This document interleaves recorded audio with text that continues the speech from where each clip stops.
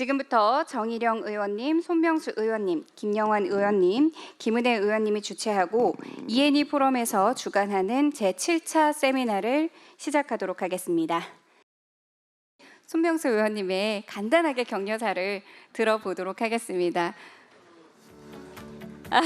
네, 여러분 큰 박수로 환영해 주시길 부탁드립니다. 반갑습니다. 경기도 용인시열 더불어민주당 손명수 의원입니다. 지금 끝나지 않았는데 사실 왔습니다. 네. 원래 오늘 이제 3시부터 하는 걸 알고 있었는데 오늘 또 본회의가 잡히는 바람에 지금 아직 표결 다 끝나지는 않았는데 투표하고 얼른 뛰어왔습니다. 지금 사실 투표하느라고 계속 앉아 있느라고 화장실도 급한데 화장실도 안 가고 왔습니다.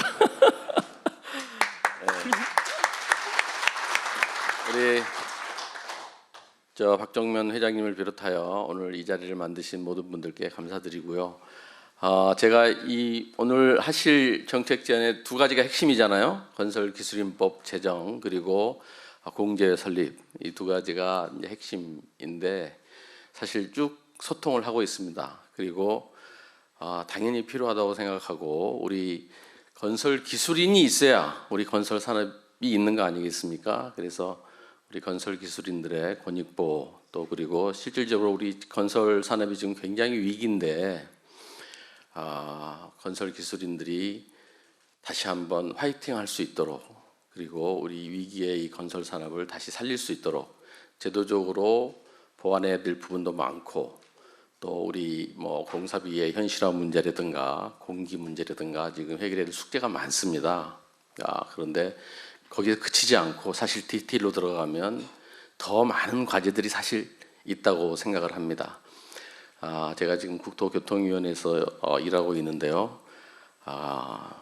미력하지만 저도 열심히 해서 우리 건설 산업이 다시 활력을 되찾을 수 있도록 노력하겠습니다. 그리고 그 가운데 중심에 있는 우리 건설 기술인 여러분들이 자긍심을 갖고 일할 수 있도록 건설기술인법 제정 그리고 공제 설립 제가 앞장서도록 하겠습니다. 오늘 축하드립니다. 근데 건설기술, 건설파트, 특별히 이번에 조세라든지 뭐는 없더라고요. 도와드리려고 했는데 우리 박정면 회장님이 건설기술인을 위해서 이거 우리 김경식 뭐라고 해야 돼요? 차관님 지금은 원장님이라고 해야 되나? 반갑습니다. 여기 또 우리 김태병 국장도 제가 이제 국토부에 한 30년 있다 보니까 제가 선배고 여기 후배님들이 지금 많이 이렇게 활약을 하고 있네요. 제가 우리 건설 기술인 여러분들은 정말 존경하고 제가 좋아합니다. 국토부에서도 계속 관련된 일을 했고 또 인천공항공사 사장하면서도 공항에 2터미널 짓고 1터미널 할 때부터 우리 건설 기술인 분들의 그 노고와 헌신 깊이 감사드리고 있습니다. 대한민국이 사실 어떻게 보면은 지금 엄청 우리가 발전하고 잘 살고 있지만 한 40-50년 전부터 시작해서 우리나라 근대화 현대화해서 대한민국이 잘 살게 된 그 시작이 우리 건설 파트라고 생각을 하고요. 그 속에 우리 건설 기술인 우리 선배님, 우리 동료분들 또 후배님들이 계시다고 생각을 합니다. 그래서 항상 제가 마음속 깊이 우리 건설 기술 파트의 또 건설 기술인 분들에 대한 존경과 어떤 자랑스러움을 갖고 있고요. 구체적으로 들어가서 E&E 포럼 꾸준히 이렇게 잘 되고 있어서 정말 감사드리면서 이제 결실을 맺어야 되잖아요. 결실을. 그래서 우리 건설 산업, 건설 기술 파트가 특히 우리나라 산업 전체가 조금 이제 새로운 변곡점, 새로운 도전을 맞이하는 시기잖아요. 경제가 또 지금 우리 대기업, 예를 들어서 반도체, 삼성전자, 현대차 등등은 그런 대로 꼭 잘은 아니지만 그런 대로 잘 버티고 있는 반면에 우리 건설 파트가 제일 어렵고 건설 기술인들이 어려운 것도 제가 알고 있습니다. 계속 우리나라 경제부총리나 경제장관들한테도 우리 새로운 성장 산업에 대해서 특히 미국과 하고 그 관세 협상 과정에서 신성장 산업도 중요한데 우리가 사실은 미국이 우리한테 많은 요구를 하고 있지만 그 어떤 면에서는 우리가 건설 기술이라든지 제조업 기술이라든지 이게 우리가 축적된 게 사실 미국보다도 더 뛰어나게 너무 쓰고 있다는 거거든요. 그 이제 시작이 건설 기술 파트라고 생각하고요. 이제 이게 제가 이제 깊이 있게는 모르지만 그래도 건설 기술인 분들이 우리나라 산업 노동자 근로자분의 대부분 그렇지만 이제 고령화되고 나이가 많고 또 이제 새로운 젊은 친구들이 조금 덜 오고 그에 대한 이제 정부의 지원이라든지 재정적인 지원 또 세제적인 지원 이런 게 필요하다고 생각을 합니다.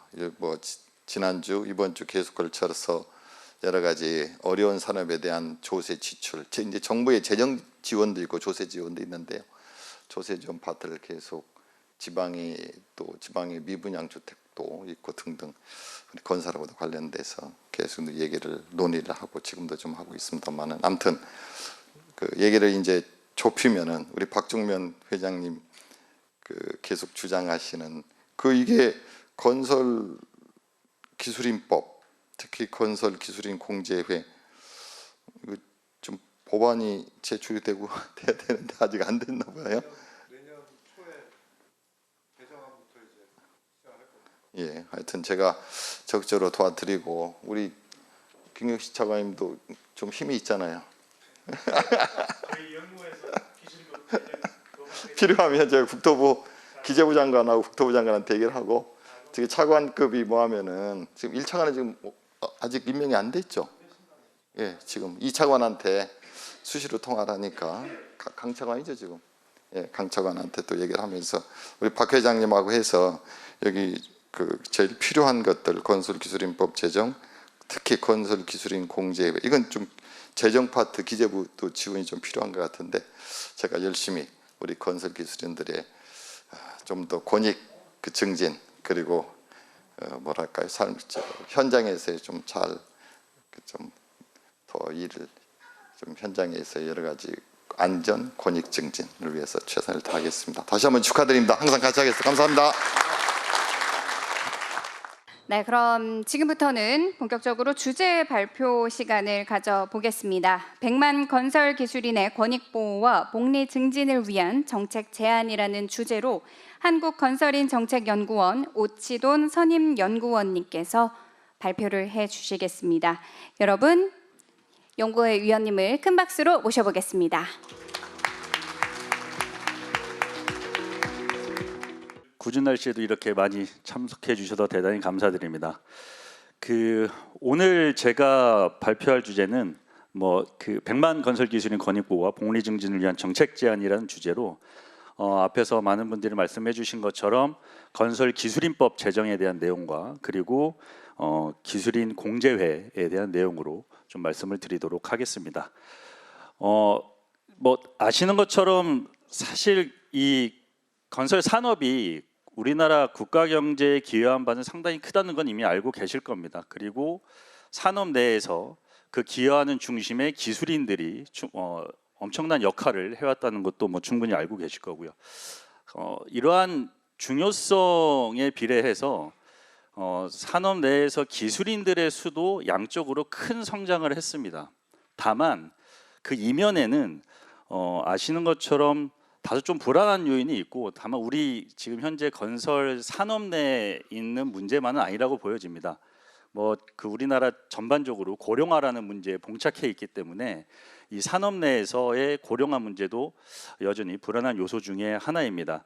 특히 저희 연구원에서 최근에 그 통계 내용을 봤을 때 조금 심각하다고 생각하는 부분은 2025년을 기준으로 해서 40대 건설 기술인 수가 60대 건설 기술인 수의 역전 현상이 나타났다는 것입니다. 이 현상은 조금 더 이제 심각해질 것으로 그렇게 생각을 하고 있고요.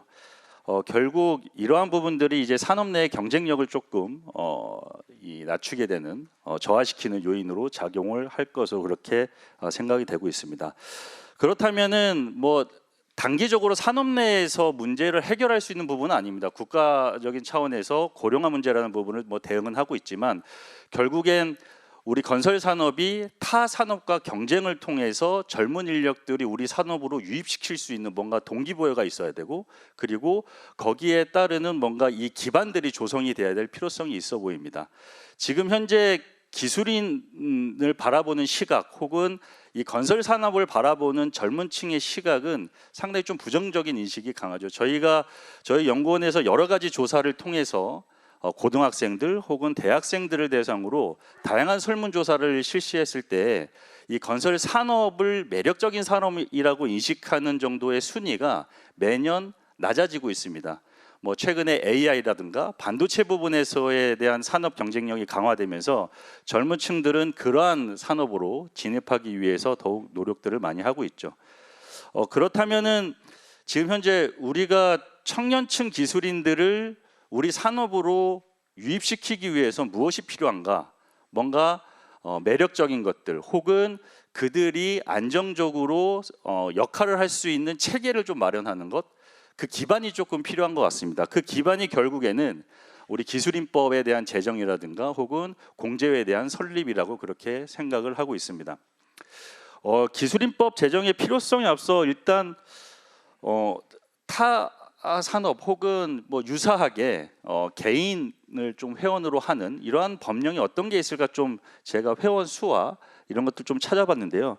일단 건축사가 약 한 2만 명 정도 건축사법이 존재하고 기술사도 약 한 3만 명 기술사법이 존재합니다. 뭐 이 부분은 자격에 대한 부분으로 명시를 하고 있지만 한 10만 명 정도 된다고 합니다. 사회복지사가. 이 사회복지사 같은 경우에는 2011년도에 사회복지사법이 제정이 됐습니다. 이 법 제정의 목적을 보면 결국 사회복지사 등에 대한 처우를 개선하는 부분들 또 신분을 보장하기 위한 목적으로 법령이 제정되었고 작년에 간호법이 제정이 됐습니다. 이 간호법 역시 간호사들이 현재 한 56만 명 정도로 이렇게 좀 추산을 하고 있는데요. 이 간호법도 간호사들의 업무 범위를 좀 명확하게 한다든가 그들의 권리와 의무들 그리고 그들이 신속하게 좀 안정적으로 수급할 수 있거나 역량을 강화할 수 있는 교육에 대한 내용들로 간호법이 구성이 되어 있습니다.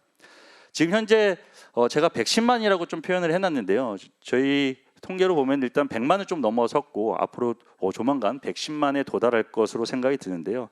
결국 청년층들을 유입하기 위해서는 이러한 기술인법의 제정이 상당히 필요하다. 이 기술인법 안에는 결국 기술인들의 업무 범위를 명확하게 하고 권리와 의무를 명시를 하고 그리고 그들의 수급을 좀 안정화할 수 있는 방법들 이러한 내용들을 좀 규정을 담음으로 해서 기술인 자체의 좀 지위 향상 그래서 기술인들의 위상을 제고할 수 있는 하나의 도구로 활용할 수 있을 것으로 판단을 하고 있습니다. 저희가 지금 저희 연구원에서 연구하고 있는 내용 중 이 기술인법 제정과 관련해서는 크게 6가지로 구분해서 내용을 좀 구성을 하고 있습니다.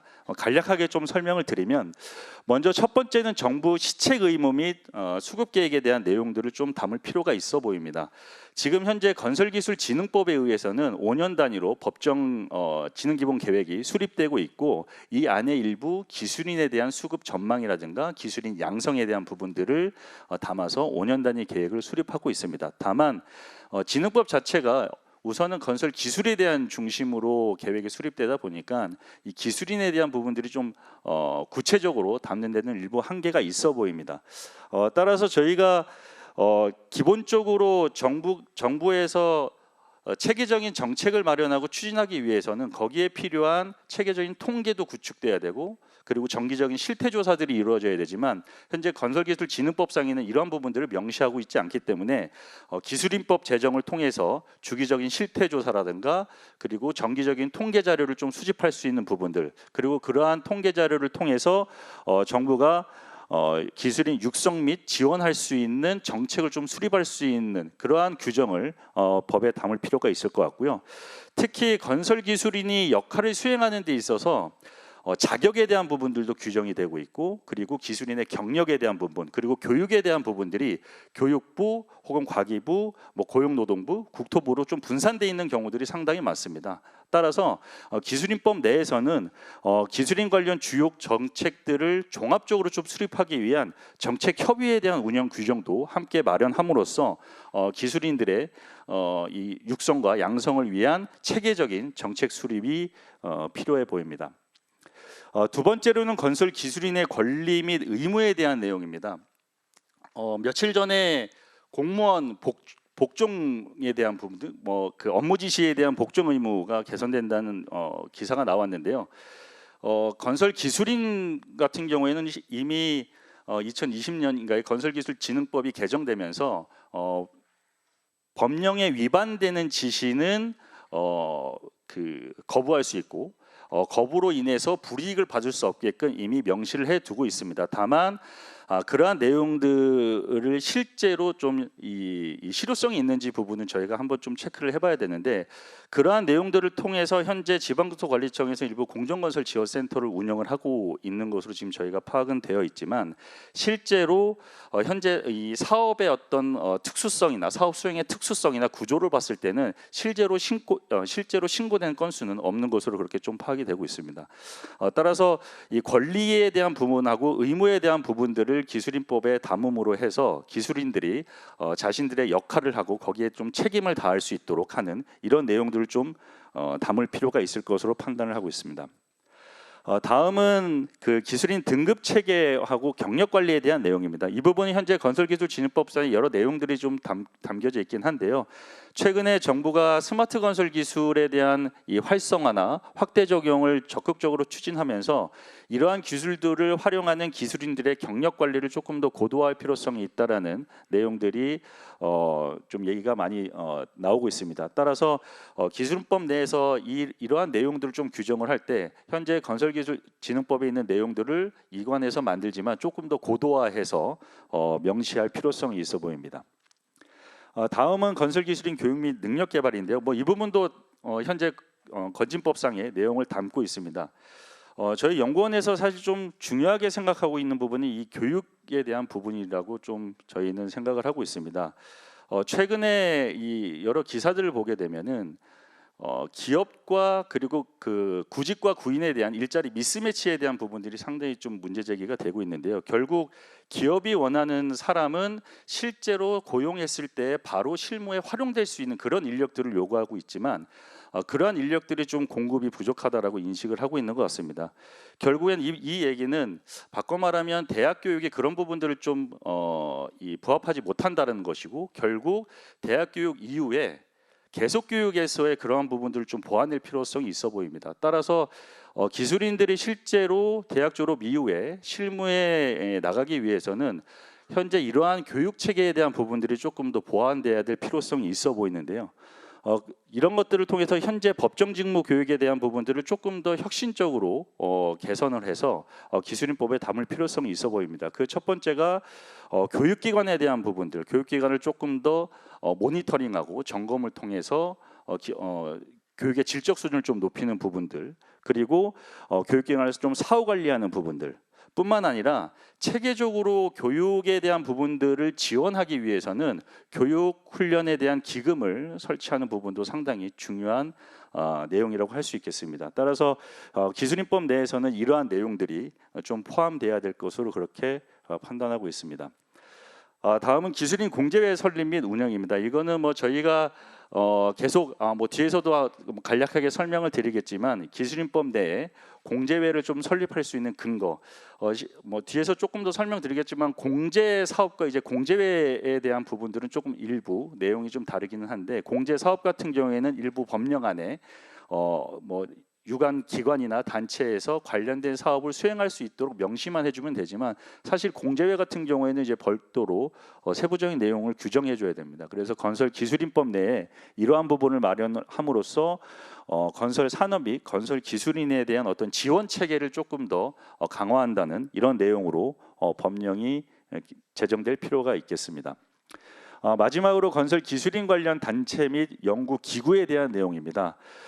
현재 그 건지법 내에서도 뭐 기술인 관련 단체에 대한 내용들은 명시를 하고 있지만 이 부분에 대해서 조금 더 구체적으로 명시를 함으로써 단체가 수행할 수 있는 사업 그리고 그 사업을 통해서 어떤 좀 그 정책적 제안을 할 수 있는지 그리고 연구기관 같은 경우에도 교육훈련 제도뿐만 아니라 지속적으로 수급을 전망하고 인력 수급을 전망하고 모니터링할 수 있는 그러한 사업 범위를 명확히 함으로써 정책적인 어떤 이 정책을 개발하는 자료로 좀 활용할 필요가 있을 것으로 판단하고 있습니다.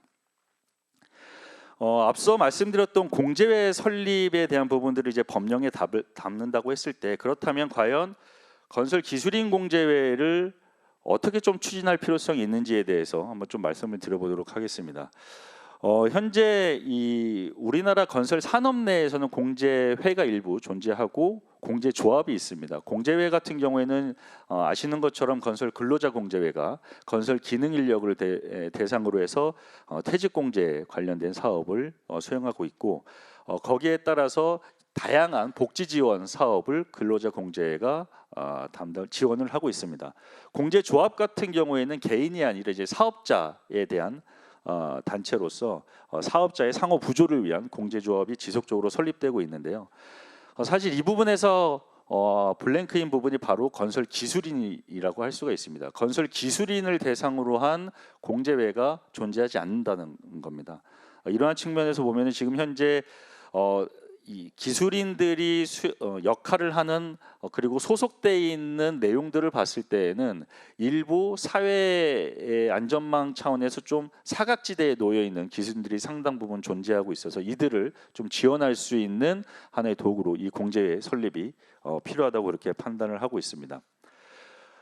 말씀드린 것처럼 근로자 공제회와 과학기술인 공제회나 사회복지 공제회 등이 유사한 공제회 형식으로 좀 운영이 되고 있는데요. 일단 뭐 사회복지 공제회 같은 경우에는 정회원 수가 약 한 4만 6천 명 정도밖에 안 되지만 그 자산 규모가 상당히 큰 것으로 그렇게 파악이 됐습니다. 그래서 사회복지사들을 대상으로 복지 종사자들에게 처우 개선을 하고 그리고 열악한 환경에 대해서 지속적으로 서비스를 좀 하는 부분들 그리고 그들의 전문성을 향상하기 위해서 다양한 교육 사업을 하고 있다는 측면에서 저희 기술인 공제회가 좀 벤치마킹해야 될 부분들이 상당히 있다고 그렇게 판단됩니다. 공제회가 설립된다고 한다면 크게 한 3가지 정도의 사업을 수행할 수 있을 것으로 판단됩니다. 제일 첫 번째는 일단은 뭐 모든 공제회에서 가장 공통적으로 하고 있는 게 적립형 공제입니다. 시중에 있는 그 은행들보다 좀 높은 금리로 이 적금이나 예금 상품을 운영을 하고 있고요. 이런 부분들을 통해서 기술인들이 조금 더 지원받을 수 있는 그러한 이 자금을 마련할 수 있는 상품으로 운영이 되고 있고 두 번째로는 손해공제 내용인 것 같습니다. 뭐 건설 사업이라고 하는 게 특수한 사업으로서 여러 위험에 노출되어 있는데 이런 부분들에 있어서 기술인 안전재해를 좀 보상할 수 있는 부분들 이런 부분들로 상품이 설계가 된다면 현재 여러 가지 안전 사고나 혹은 시설물 붕괴 뭐 이런 부분들에 있어서 발생하는 이러한 내용들에 대해서 보상받을 수 있는 그러한 상품을 마련이 가능할 것으로 생각이 되고요.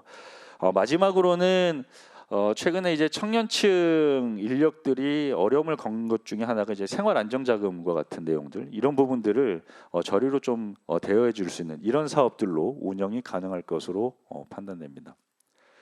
공제회 설립을 하는 데 있어서 좀 단계별로 살펴보면 일단은 법령에 대한 개정 혹은 제정이 좀 필요해 보이고요.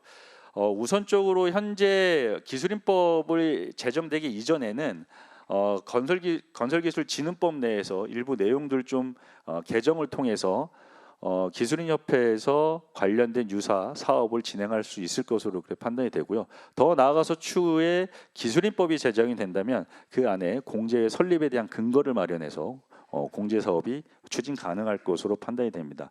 그래서 일단 법령에 대한 재개정 이후에는 실제로 어떤 상품에 이 기술인들에게 실효성 있는 상품이 될 것인가 상품 개발이 좀 필요하고요. 현재 기술인협회에서는 별도로 상품 개발에 대한 부분들을 좀 고민을 하고 있습니다. 그래서 그러한 상품들이 기술인에게 좀 이 복지 이 증진 차원에서 지원할 수 있는 내용으로 상품 개발이 되고 이러한 것들이 조금 더 고도화돼서 운영될 수 있을 것으로 판단됩니다. 그렇다면 기술인법이 제정되고 공제회가 설립될 때 어떤 좀 기대 효과가 있는지 좀 말씀을 드리면 법 제정이 된다라고 했을 때는 일단 기본적으로 기술인들의 위상을 충분히 좀 확보할 수 있을 것으로 판단됩니다. 그 안에 업무에 대한 부분을 명확히 하고 그리고 책임과 의무를 좀 명확히 하고 또 공제회에 대한 설립 근거를 마련함으로써 지원 체계를 좀 확실히 한다는 측면에서 위상이 제고될 것으로 좀 그렇게 생각이 되고요. 그 안에 이제 앞서 말씀드린 것처럼 교육의 질적 수준을 좀 강화하고 교육에 대한 부분들을 좀 고도화하면서 역량 강화에도 크게 기여할 것으로 이렇게 생각을 하고 있습니다. 공제회 같은 경우에는 공제회 설립함으로써 이 사회 안전망을 좀 강화한다는 측면 그리고 청년층들이 좀 유입시킬 수 있는 촉진제로서 좀 역할을 할 수 있을 것으로 그렇게 생각을 하고 있습니다. 결국에 이런 부분들이 이 건설 산업이라고 하는 이 산업 자체에 대한 매력도를 좀 높일 수 있는 그런 도구로 좀 활용될 수 있을 것이라고 그렇게 생각을 하고 있습니다. 제가 좀 마지막으로 말씀드리고 싶은 거는 뭐 제가 이 발표를 많이 하는 건 아니지만 발표할 때마다 좀 드리는 말씀이 있습니다. 제가 한 3년 전에 그 건설 근로자라고 하는 사람이라는 주제로 학위 논문을 준비할 때 많은 분들이 저한테 이런 말씀을 하셨습니다. 몇 년 후에는 기술 개발을 통해서 사람이 점점 불필요한 시대가 올 것이다. 네, 일정 부분 그 부분 저도 동의를 했고요. 다만 한 10몇 년이 지난 시점 지금 보면 다양한 스마트 기술, 혁신적인 기술들이 산업 내 그리고 현장 내에서 적용되고 있습니다. 그러나 최근에 제가 듣는 얘기는 그런 혁신적인 기술들을 운영할 수 있는 전문 인력이 부족하다. 사람이 없다라는 얘기를 또 많이들 말씀을 하시고 계십니다. 그래서 제가 생각할 때는 당연히 앞으로 몇 년 후에 뭐 저희가 생각하는 것보다 더 빨리 이러한 사람이 불필요한 산업 내에서 혹은 현장 내에서 사람이 불필요한 시대가 올 것이라고 생각이 되지만 제가 있는 시대에는 그게 아닐 것 같고요. 결국에는 사람이 정말 중요한 자원으로 산업 내에 역할을 해야 된다고 생각을 하고 있습니다. 이 건설 산업 제가 처음 건축과에서 이 산업에 대한 내용을 들었을 때 건설 산업은 노동 집약적 산업이다. 라는 말씀들을 많이 하셨는데요. 이제는 노동 집약적 산업이 아니라 첨단 기술 집약적인 산업으로 발돋움하고 건설 기술인이 그 중심에 있는 그런 산업이 되길 바라며 제 발표를 마치도록 하겠습니다. 감사합니다. 예, 이제 토론자들께서 준비가 되셨으리라고 생각합니다. 그래서 제일 먼저 오늘의 토론은 한국공제보험연구소의 박종구 이사님께 건설기술인 공제회 설립의 어떤 필요성과 주요 내용에 대한 말씀부터 먼저 들어봤으면 합니다. 부탁합니다. 네, 안녕하십니까. 공제회 설립 그리고 운영에 관한 업무들을 하고 있는 한국공제보험연구소의 박종구 이사입니다. 앞에서 이미 발제자께서 내용을 많이 말씀을 해주셨는데요. 제가 드릴 말씀은 거기에 덧붙여서 우리가 만들고 싶은 공제회가 어떤 모습이 돼야 되는가, 그리고 어떻게 운영을 해야 되고 어떤 것들이 우리가 기본적인 정신으로 가져가야 되는가에 대한 그런 말씀을 잠깐 간단하게 드리도록 하겠습니다. 그래서 첫 번째로는 공제회의 역할은 앞에서 많이 말씀을 드렸고요. 회원 범위도 사실 여기에 연결이 되어 있습니다. 그래서 앞에서 보셨던 여러 가지 보장을 하고 어떤 사고가 났을 때 보상을 하는 것들은 많이 보셨을 겁니다. 뭐랑 비슷하냐면 사실 보험하고 비슷합니다. 그럼 보험회사랑 우리랑의 차이가 무엇이냐? 보험은 기본적으로 돈을 벌기 위해서 투자자들이 회사를 만들어서 수익을 가져가는 남들이 만들어 놓은 안전망이고요. 공제회는 우리가 우리를 위해서 만들어서 직접 운영하는 우리만을 위한 안전망입니다. 그래서 남들이 만들어 놓은 것을 쓰는 것과 우리가 우리를 위해서 만드는 것은 굉장히 큰 차이가 있다라고 먼저 설명을 드리고, 거기에 덧붙여서 그러면 누가 주인이 되냐에 따라서도 당연히 굉장히 모양이 달라집니다. 아까 설명드린 것처럼 사업자가 주인이 되는, 사업자가 모여서 만들어진 예를 들면 건설공제조합처럼 그런 공제조합도 있고, 많이 보셨을 겁니다. 교직원 공제회라든지 군인 공제회 이런 것처럼 각각의 전문 직역들이 모여서 우리를 위해서 만든 공제조합도 있습니다. 그래서 우리도 건설기술인 공제회도 역시 그런 모습으로 가져가게 될 겁니다. 그래서 궁극적으로 말씀드린 대로 어떤 금융회사가 만들어 오는 상품이나 제도들을 우리가 가져다가 쓰는 게 아니라 모양은 비슷할 수도 있습니다만 그 안에 흘러 있는 정신은 우리가 서로를 돕는 그 진정한 공제의 정신으로 상품을 만들고 제도를 설계하고 운영을 해 나가야 된다고 생각을 하고 있습니다. 그래서 그런 면에서 첫 번째로 회원 범위는 당연히 우리 정회원들부터 회원으로 시작을 하고요. 그 이후에 충분히 역량이 갖추어지고 나면 준회원들 그리고 확장 회원까지도 고려할 수 있는 그런 공제회로 전략을 수정해 나가면 될 것 같습니다. 두 번째로는 사업 그리고 상품 구조인데요. 앞서 말씀드린 것처럼 실제로 저희가 하고 싶어하는 사업의 많은 모양새들이 금융기관하고 굉장히 비슷합니다. 보험회사, 은행 굉장히 많이 비슷하기 때문에 실제로 많은 공제조합이나 공제회에서는 제휴를 통해서 최초의 사업을 많이 시작을 하긴 합니다. 그래서 예를 들면 손해공제 같은 경우에는 저희가 보유공제다, 판매공제다 이런 단어들을 저희끼리 쓰는데요. 판매공제라고 하면 궁극적으로는 처음에 제휴를 통해서 보험사 상품을 들여오는 겁니다. 그래서 시작을 굉장히 안전하게 할 수 있고 보유공제라고 하는 그 보유의 단어는 모든 리스크를 우리가 다 지고 관리하겠다는 뜻으로 저희가 쓰고 있습니다. 그래서 우리가 우리만을 위해서 만들 수도 있습니다. 그래서 어떻게 보면 굉장히 안전한 시작을 할 것이냐 또는 아니면 좀 더 어렵더라도 우리를 위한 시작을 할 것이냐로 구분하는데요. 그래서 저희가 지금 많이 고민하고 있는 부분들이 어디까지 제휴를 하고 어디까지 우리가 직접 다 관리를 할 것이냐 이런 사업 계획들을 좀 많이 고민을 하고 있습니다. 그리고 세 번째로는 이제 위험 관리입니다. 앞서서 잠깐 말씀해 주셨는데 어젯밤에 사고가 나서 오늘 아침에 뉴스에 나는 홍콩의 사례를 좀 봤습니다. 보면 저희가 이제 계속 공제라는 단어를 쓰는 것이 우리만을 위한 안전망이다라고 설명을 드리는데 그 안전망 또한 굉장히 튼튼하고 안전해야 됩니다. 그래서 그런 안전한 안전망을 만드는 것도 중요한데요. 그런 부분들을 저희가 하고 싶어하는 금융 사업을 예를 들면 보험이라든지 은행 같은 경우에는 보험업법, 은행법 이렇게 해서 바젤 3, 킥스라는 이런 굉장히 복잡하고 어려운 제도들을 통해서 지급 여력을 관리하는 것들을 요구를 하고 있습니다. 그러니까 그런 것들은 기본적으로 소비자들에게 받은 돈을 잘 관리하고 갖고 있어라라는 의미고요. 저희도 그렇게 튼튼한 안전망을 만들기 위해서 기본적으로는 그런 지급 여력 관리 그리고 물론 보험사나 은행 수준만큼은 아니겠지만 그래도 우리가 우리 회원들을 보호할 수 있는 기본적인 제도들을 튼튼하게 만들어 나가는 부분들을 고민을 하고 있습니다. 그래서 마지막으로 이제 드릴 말씀은 추진 로드맵하고 회원 여러분들의 참여인데요. 로드맵은 말씀드린 대로 저희가 시작할 때는 굉장히 어떻게 보면 안전하고 그리고 빠른 방법으로 시작을 할 수도 있습니다. 그럼에도 불구하고 저희가 준비가 되는 대로 역량이 갖춰지는 대로 우리만을 위한 우리 건설기술인들의 어려움을 아는 것은 제가 볼 때 건설기술인입니다. 저도 사실 건설기술인은 아니고 저는 보험하던 사람이긴 한데요. 제가 여러분들의 어떤 그런 어려움들 이런 것들을 많이 설문조사, 공청회 이런 것들로 듣긴 할 건데 그럼에도 불구하고 제가 그것들을 다 사실 뼛속 깊숙이 이해할 수 있는 사람은 아닙니다. 다만 그것들을 어떻게 제도화하고 구현해내는 것은 저희가 하겠습니다만 그런 어려움들을 실제로 잘 알고 계신 거는 우리 건설기술인 분들 여러분들이기 때문에 직접 이 제도에 참여하시고 의견 내주시고 이렇게 가는 것이 맞겠다라는 의견들을 많이 주시는 것이 제도가 더 잘 만들어지고 활성화되고 잘 발전할 수 있는 방법인 것 같습니다.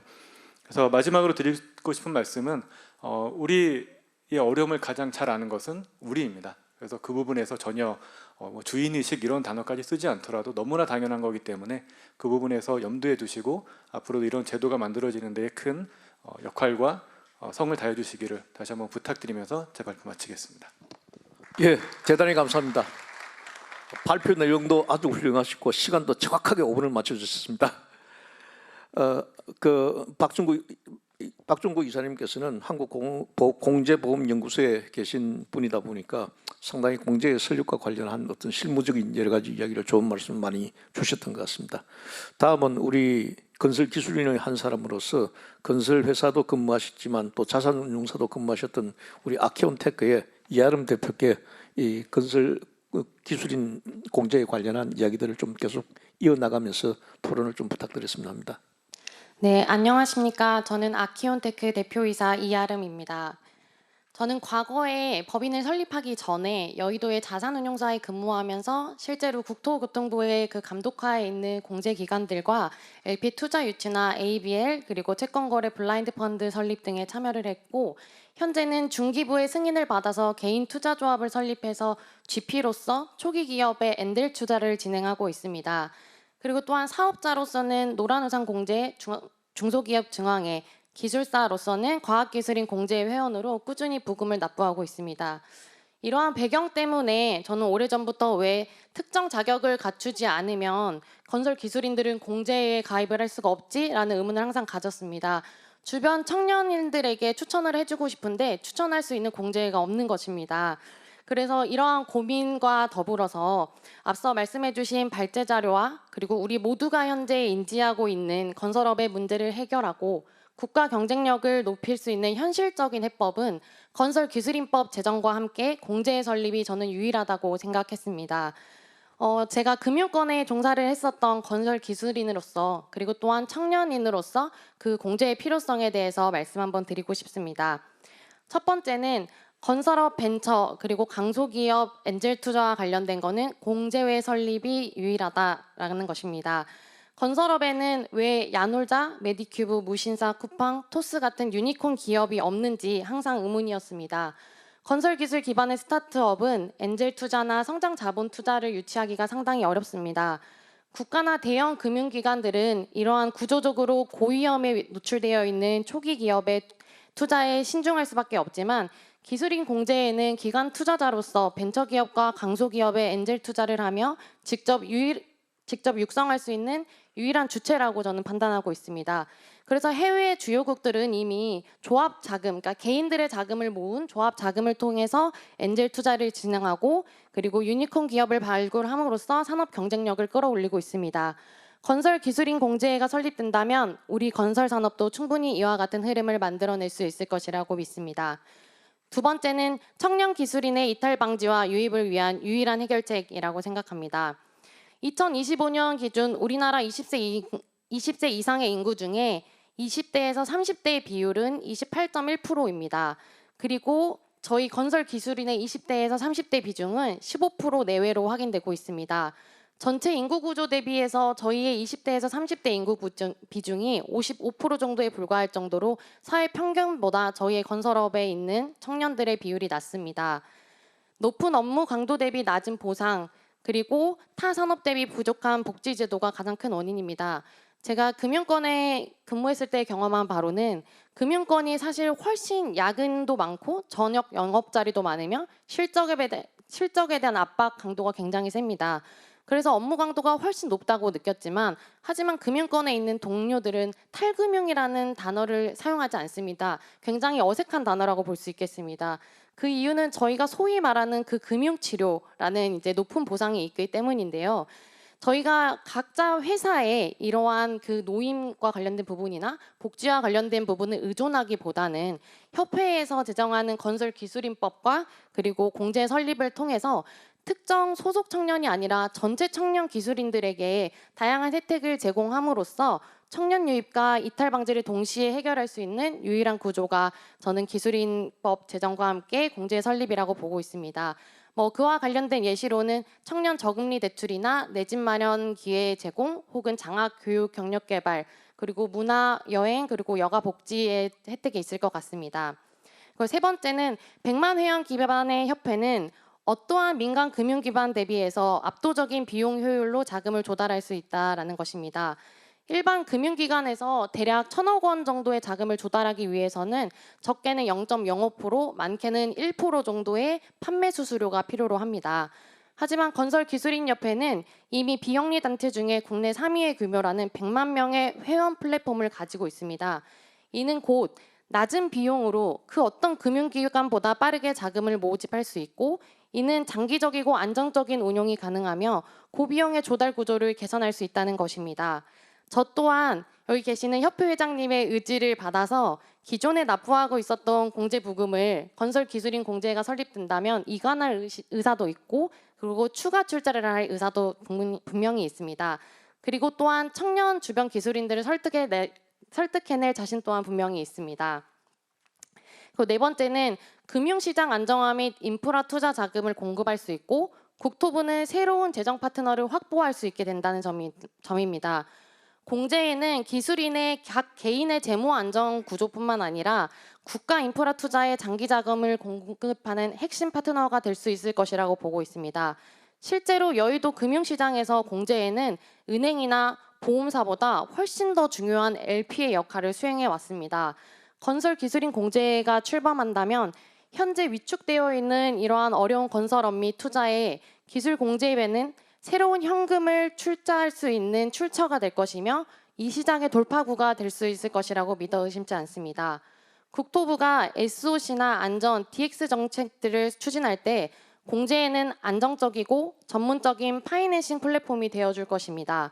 결국 국토부에서는 지출 없이 산업을 키울 수 있는 새로운 수단이 생기는 셈입니다. 마지막으로 제가 사실 2년 전에 건설회관에서 청년 대표로서 협회 회비 인상과 함께 공제 설립 관련해서 이 필요성을 제기를 했었는데요. 그때 당시에 많은 기술인 선배님들께 송곳 같은 질문도 받고 질타도 받기도 했습니다. 하지만 그때와 같은 믿음과 마음으로 이 자리에 오게 됐습니다. 오늘처럼 공제의 논의가 실제 정책 단계까지 온 것을 보며 협회와 국토부 그리고 관계자 모든 분들께 깊은 존경과 감사의 마음을 전합니다.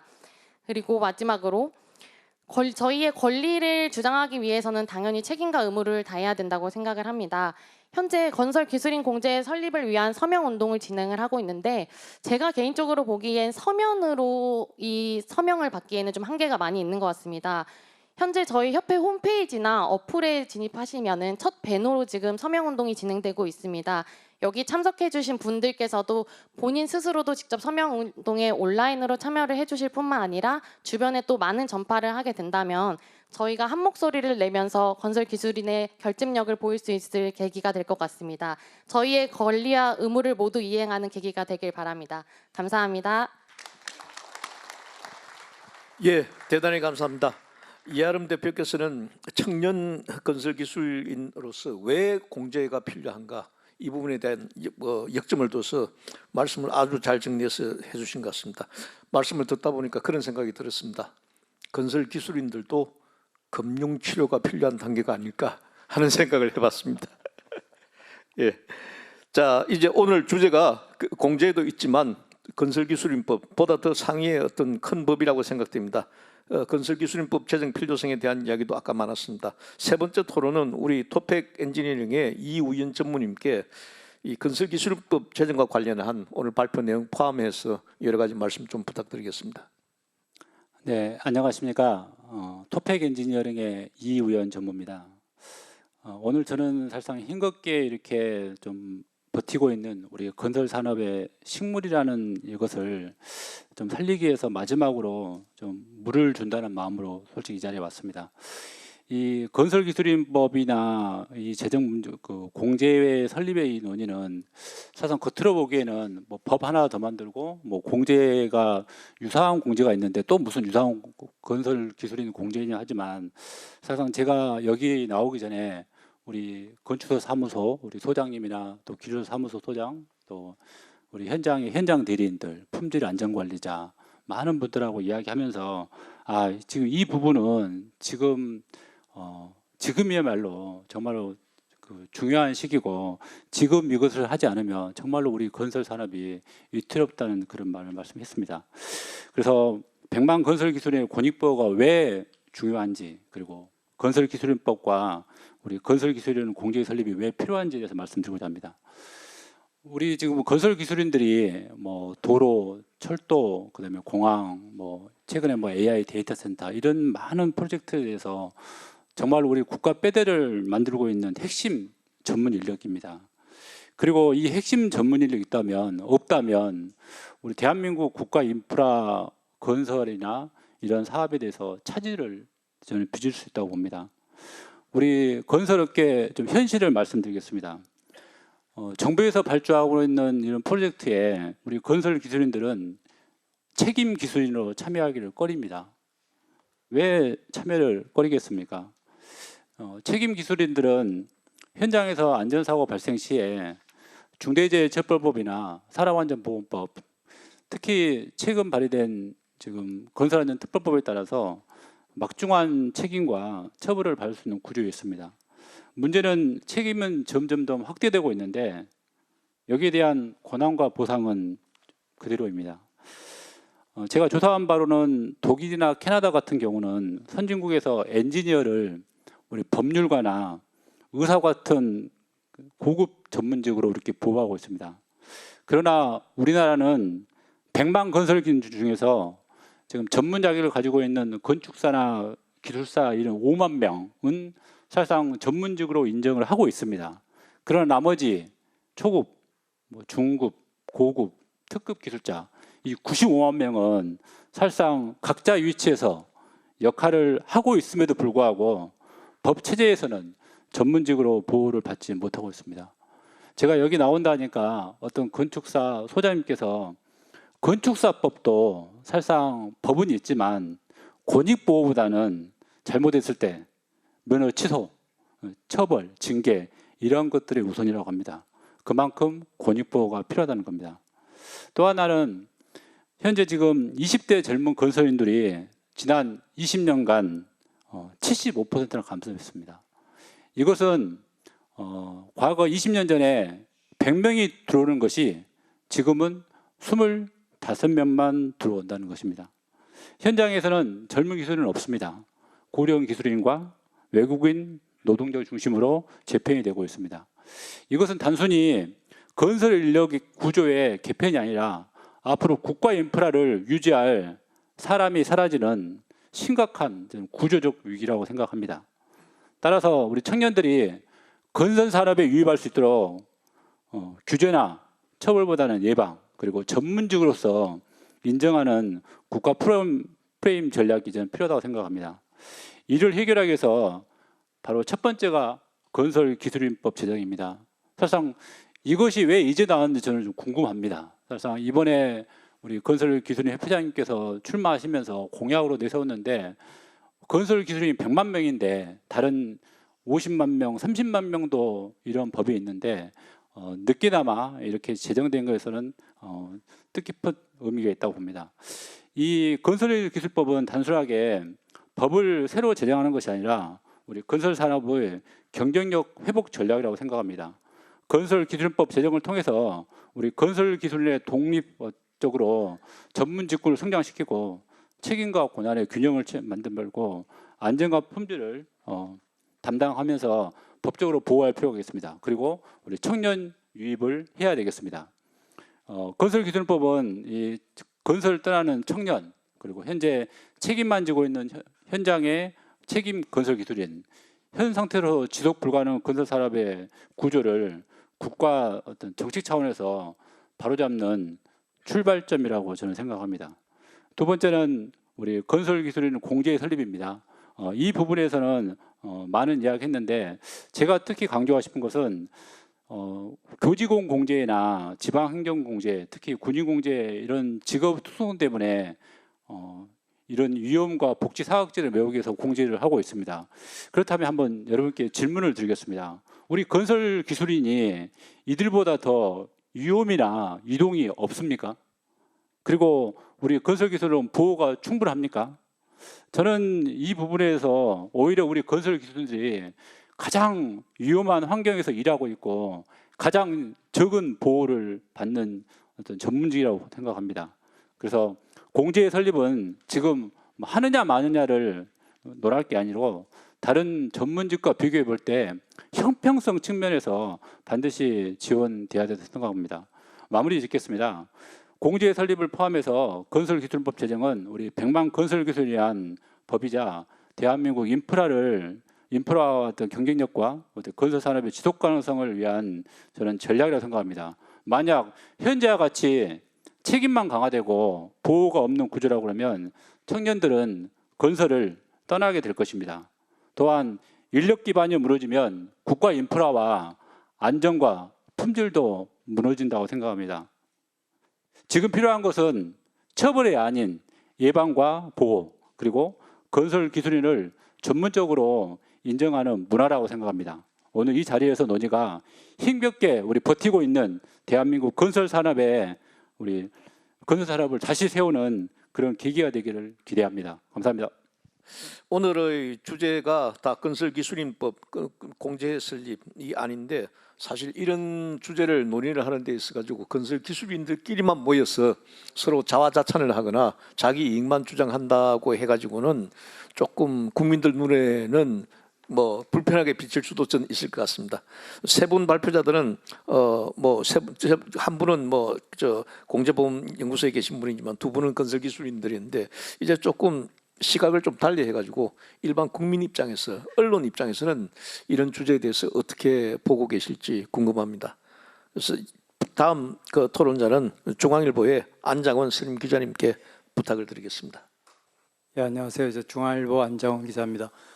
저는 뭐 그 기자를 하면서 한 20년 정도 이 부동산과 건설 이쪽을 많이 해왔습니다. 그러다 보니까 주된 이제 취재 영역이랄까 취재 대상이 또 건설 산업이고, 그러니까 정부 부처로는 국토부, 그리고 이제 기자들의 경우에는 지금 현재 뭐 출입처랄까 이렇게 주로 이제 취재를 많이 하고 하는 데들이 이제 건설업체들, 주로 대형 건설사들이라든가 건설업체들이고, 그 지금 뭐 대형 건설사들은 대부분 또 자체 그 기자실을 또 운영하고 있습니다. 그러니까 그 기자실에서 이제 뭐 취재도 하고 또 그러다 보니까 또 건설업에 있는 분들과 밀접하게 또 이제 서로 이제 접촉도 있고 하면서 옆에서 지켜보고 했습니다. 어쨌든 그런 가운데서 볼 때 요즘 이 건설 산업의 뭐 위기라고도 이야기하고, 그리고 건설 기술인들의 어떤 뭐 이래저래 그 열악한 환경이든지 그런 거에 대해서는 많이 그 공감되는 부분들이 참 많습니다. 많고 한데 저희가 볼 때 이제 언론에서 볼 때 결국은 현재 관건은 여기서 지금 현재 이제 건설 산업이 처한 위기라든가 현실이라든가 그 가운데서 이제 많이 이야기 가운데 안 나오는 게 이제 소위 말하는 낮은 사회적 인식이 되겠고, 이제 그게 이제 제 언론에서는 제일 관심이 되는 것 같습니다.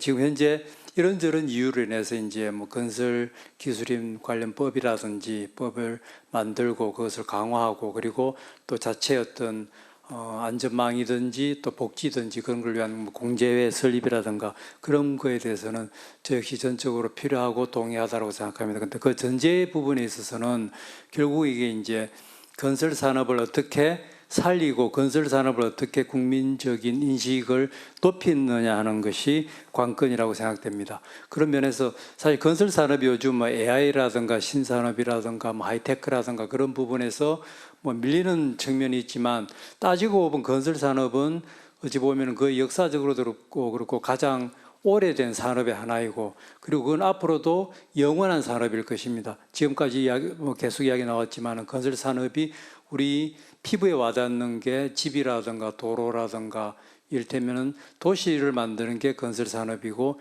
이 지구를 만들고 지구를 가꾸어 나가고 인간이 존재하게 할 수 있는 그 기반으로 가장 중요한 것 가운데 건설 산업이라고 생각되는데요. 그게 지금 뭐 고령화라든가 그 다음에 이제 젊은 층이 많이 들어오지 않고 하는 데 있어서는 어찌 보면 이제 심하게 표현하면 이제 대가 끊길 수 있는 게 될 텐데, 이거는 건설 산업의 위기가 아니고 사실은 아주 좀 과장되게 말하면은 그 도시의 위기일 수 있고 인간 존재의 위기일 수 있는 겁니다.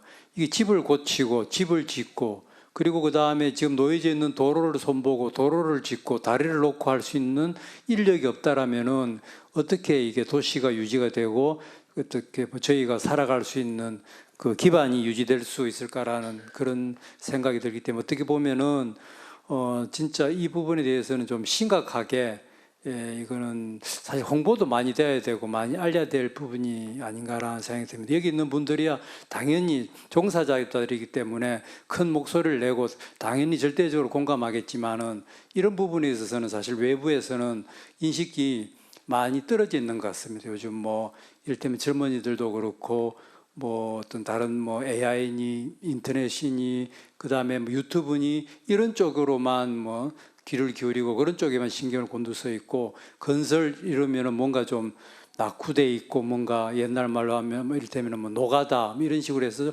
기피하는 풍조도 있는 것 같은데 그런 부분에서 어떤 전통 산업으로서의 부활이든지 그다음에 그게 또 필요한 장인이랄까 그런 면에서의 인력 개발이라든가 그런 것들이 필요한 것 같고 그리고 또 그런 인력들에 대해서 상당히 대우라든가 제도적으로 신분이든지 복지든지 이런 것들도 당연히 따라와야 되지 않을까라는 생각이 듭니다. 그리고 현장에서 느낄 때는 여전히 아까 낮은 사회적 인식 이야기했는데 건설 그러면 일반인들이 느끼는 건 아까 말씀드린 것처럼 집이고 도로고 인프라 산업이고 건설 현장이고 뭐 이런 게 되겠죠. 그럼 그게 잘 알다시피 지금 재해라든가 안전의 문제 그리고 또 이제 주택이든지 아파트의 경우에는 늘 끊이지 않는 부실 공사 시비 이런 것들이 보다 보니까 사실 한편으로는 좀 건설 산업에 대한 이미지를 좀 왜곡되게 좀 저하시키고 조금 악화시킨 면들도 없지 않아 있는 것 같습니다. 그런 부분들에서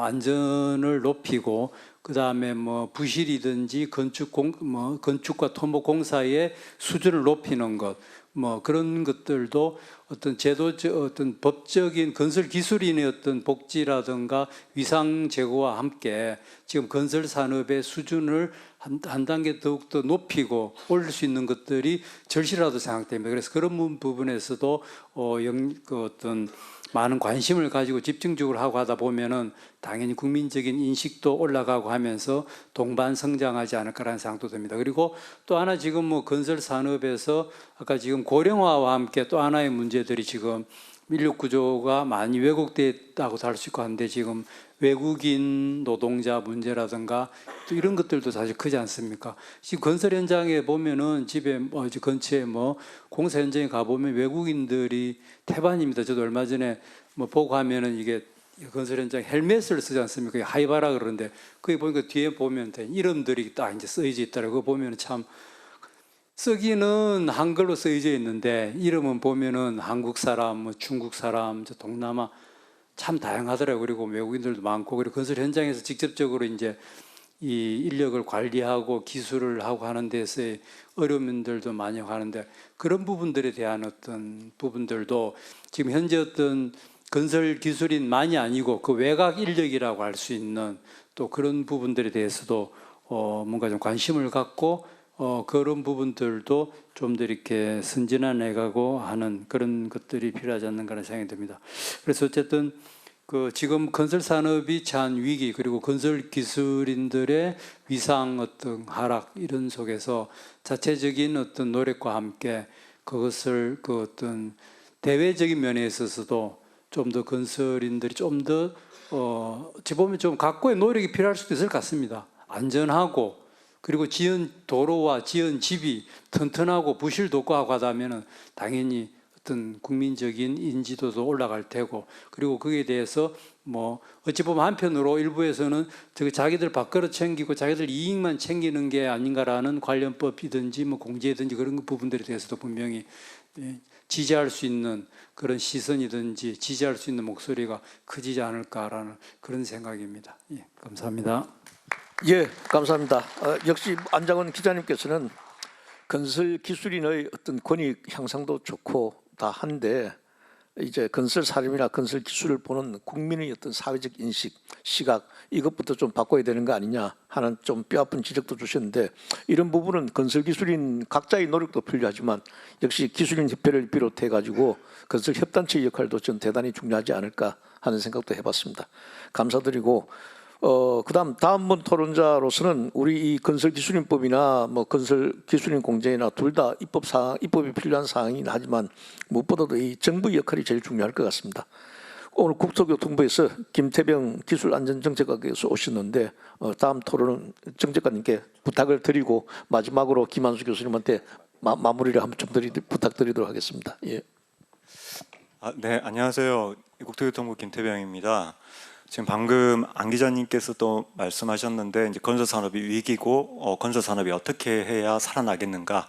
저는 결국 우리 건설 기술인의 위상이 얼마나 올라가고 또 거기에 걸맞는 다양한 대우라든가 안전이라든가 또 복지 이런 부분들이 따라가야 된다고 생각합니다. 그래서 건설 기술인법에서 이 건설 기술인의 법적 지위 같은 걸 명확히 하고 권한과 책임을 또 강화하는 이런 부분들에 대해서 정부는 매우 긍정적으로 생각을 합니다. 특히 이 건설 기술인법과 또 이 공제회가 저는 여러 가지 국가의 공익 목표하고도 좀 일치한다고 생각을 하는데요. 첫 번째로 이제 우리 지금 청년들이 잘 현장에 오질 않습니다. 건설 쪽으로. 근데 그걸 막기 위해서는 사회적 안전망 이 부분이 중요한데 사고 방지를 위한 다양한 노력을 이 법과 이 공제에서 할 수 있다라는 부분에 대해서 저희는 매우 긍정적으로 보고 또 복지 증진과 함께 또 이 앞으로 지식 기반 산업으로 발전할 수 있는 가능성 이 측면에서도 매우 긍정적으로 봅니다. 아까 한 대표님께서 앞으로 우리가 뭐 엔젤 투자라든가 다양한 투자를 또 공제해서 해서 새싹 기업 뭐 이게 강소기업 이런 걸 키워서 하나의 건설 첨단 산업의 생태계를 구축하자 하는 말씀을 주셨는데 저는 매우 공감합니다. 저희가 단순히 건설 기술인이 하나의 그 우리 건설 산업의 이론으로만 일하는 게 아니라 건설 산업을 앞으로 최첨단 지식 기반 산업으로 끌어가는 주체가 되기 위해서는 그런 산업 생태계를 구축하는 게 필요한데 그걸 위해서는 관련 법과 또 예산과 제도 이 측면이 매우 중요하다고 생각하기 때문입니다. 저는 이런 부분들을 강조해서 국민들의 공감대를 얻는 게 매우 중요하다고 생각하는데 다만 국민들의 입장에서는 좀 더 요구하는 게 계실 것 같습니다. 첫 번째로 이 앞으로 이 공제회나 이런 측면에 있어서는 얼마나 투명성이 담보될 것인가 그 투명성과 함께 이 건설기술인법과 또 공제회에서 주장하는 내용들의 국민들이 납득할 수 있는 정당성 그리고 또 책임성 또 절차적인 민주성 같은 이런 다양한 가치들이 국민들이 공감이 될 때 실제 건설기술인과 이 건설기술인법과 공제에 찬성이 될 거라고 생각합니다. 그리고 또 한 가지 이제 지금 아까도 우리 오 박사님께서 발표하신 내용에 이제 교육부, 과기부 다양한 부처의 또 유사한 법 내용들이 있습니다. 그럼 그 법과 상충하는 건 없는지 또 관계기관의 입장은 어떤지 이런 게 앞으로 이제 입법 과정에서 저희 국토부와 같이 협력해서 하나하나 조정해가고 또 다양한 이해관계자들의 입장을 더 반영해서 이 법이 얼마나 우리 사회적 안전망을 구성하고 우리 건설기술인의 복지를 증진하고 또 우리 건설 산업을 또 첨단 지식 산업화 하는데 기여하는지를 보여줌으로써 어찌 보면 저는 이 두 가지 오늘 발표 내용들이 앞으로 우리 건설 산업의 미래 비전을 보여주는 하나의 수단이 되지 않을까 하는 생각을 해봅니다.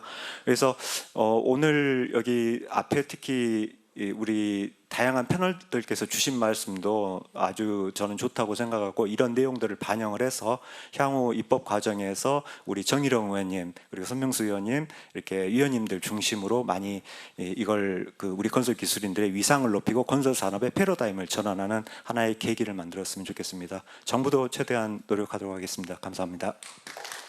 예, 감사합니다.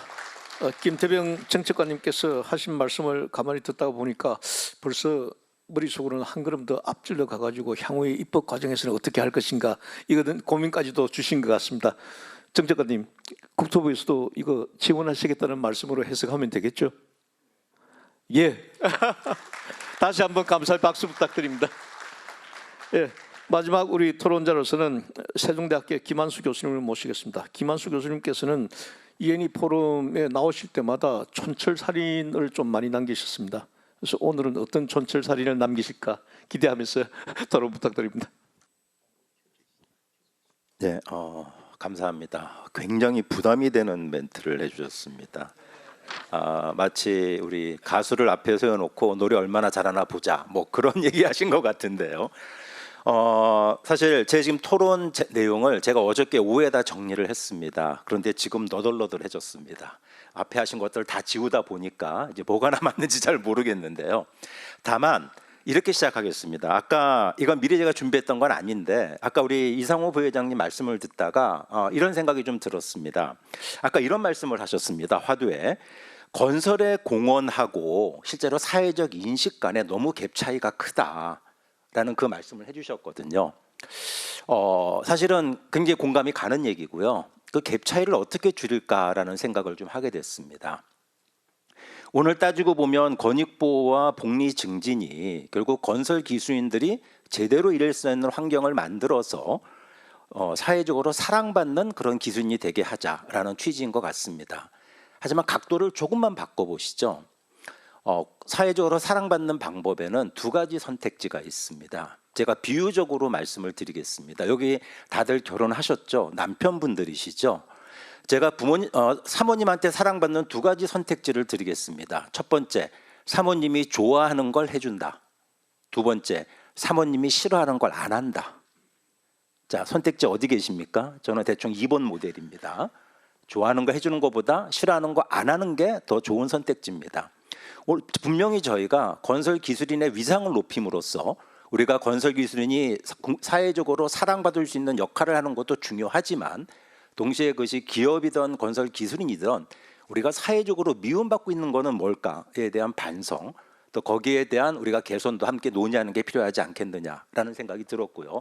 물론 오늘 논의는 저희 주제는 그 토론은 아니기 때문에 요거는 요 정도만 말씀을 드리고요. 저는 권익보호와 복리증진 중에서 권익보호에 좀 초점을 맞춰서 말씀을 드리겠습니다. 권익보호 중요한 거죠. 근데 내용이 뭐죠? 우리가 뭐를 권익보호라고 얘기를 하고 있는 겁니까? 또 현재 권익보호의 수준은 어떤 겁니까? 우리가 현재 수준을 모르는데 건설기술인법이 작동하면 개선됐다는 걸 저희는 어떻게 알 수가 있죠? 거기에 저희 논의의 초점이 있습니다. 제가 생각하는 권익보호의 내용은 5가지입니다. 첫 번째는 기술인의 전문성과 판단권에 대한 존중입니다. 두 번째는 안전하게 일할 권리입니다. 세 번째는 정당한 대가를 받을 권리입니다. 네 번째는 경력의 지속 전문화가 가능한 환경과 체계입니다. 마지막으로 5번째는 부당한 책임으로부터 보호받을 권리입니다. 저는 이 5가지를 우리 건설기술인의 권익이라고 보고 있습니다. 자, 그러면 이런 구체적인 제안을 드립니다. ENE 포럼이 됐건 우리 건설기술인협회가 됐건 이 5가지 항목을 한번 내년이라도 측정을 한번 해보시죠. 이거 100점 만점에 지금 몇 점입니까? 만약 내년에 측정을 해서 이게 50점이었다면 그게 70점으로 가는 게 건설기술인법의 목표여야 하고요. 내년에는 내후년에는 75점으로 가야 건설기술인 권익이 좋아졌다고 얘기할 수 있을 겁니다. 이런 구체적인 현상에 대한 진단이나 그런 측정의 지표 없이 법을 만들면요, 그건 그냥 추상적인 선언에 머무르기가 굉장히 쉽고요. 건설기술인법이 작동하는지를 저희가 알 수도 없습니다. 그래서 반드시 권익보호라는 것을 좀 구체적으로 접근해 주십사라는 걸 말씀을 드리고요. 두 번째는 조금 담론적인 얘기를 드리겠습니다. 건설기술인 권익에 대해서 논의하는 과정에서 저희가 한 가지 경계해야 될 관점의 오류가 있다고 생각을 합니다. 그것은 이 주제를 이 산업적 가치 정도 관점에서만 가두는 겁니다. 이 관점에서 머물면요, 건설기술인은 확보해야 될 인력, 떠나지 않게 붙잡아야 될 자원, 효율과 생산성을 내기 위한 수단 정도로 축소되기가 굉장히 쉽습니다. 그 결과 권익이 실질적 존중이 아니라 이 관리의 논리로 흘러가기 너무 쉬워진다는 얘기입니다. 이 한계를 넘어설 수 있는 방향은요, 건설기술의 권익 보호를 산업적 가치에서 사회적 가치의 차원으로 확장하는 것이라고 생각을 합니다. 그런 관점에서 건설기술인은 단순한 산업 자원이 아니라 국가 안전의 조건, 시설물들의 신뢰를 유지하는 핵심 요소, 사회 전체가 책임져야 할 공적 자원으로 비로소 재인식될 수 있습니다.